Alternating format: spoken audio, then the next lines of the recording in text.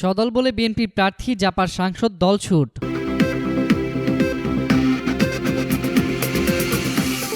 বগুড়া ৭ আসনে ধানের শীষের প্রচারণা জমজমাট। বিএনপির প্রার্থী মোর্শেদ মিল্টন দলীয় নেতাকর্মীদের সঙ্গে নিয়ে নির্বাচনী প্রচারণায় ব্যস্ত সময় কাটাচ্ছেন।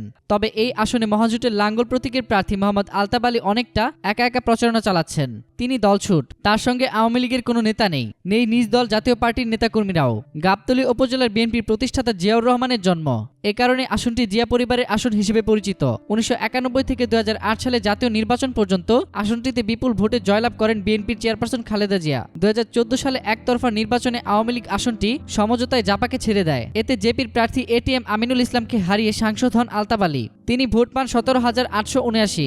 এই আসনে মোট ভোটার ৪,২১,৯৬৯। এবার এই আসনে খালেদা জিয়ার মনোনয়ন বাতিল হলে দলীয় প্রার্থী হন গাবতলী উপজেলা বিএনপির সাধারণ সম্পাদক মোর্শেদ মিল্টন। মহাজোটের প্রার্থী হয়েছেন সাংসদ আলতাব আলী। গত সোমবার দুই প্রার্থী শাহজাহানপুর উপজেলায় গণসংযোগ ও প্রচারণা চালিয়েছেন। বেলা 11:30টার দিকে উপজেলার রানীরহাট বাজার এলাকায় ভোটারদের কাছে ধানের শীষ প্রচারণা চালান মোর্শেদ মিল্টন। পরে তিনি প্রচারণা চালান আশেকপুর ইউনিয়নে। বিপুল সংখ্যক নেতাকর্মী ও সমর্থক তার সঙ্গে ছিলেন। মোর্শেদ মিল্টন ভোটারদের উদ্দেশ্যে বলেন, এই আসনে এতদিন চেয়ারপারসনকে বিপুল ভোটে জয়ী করেছেন।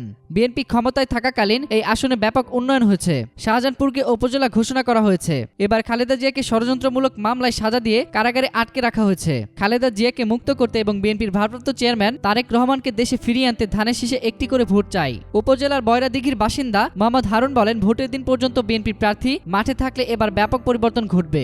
নির্বাচনী সকল খবরাখবর পেতে ফ্রিকি নিউজের সাথেই থাকুন। ধন্যবাদ।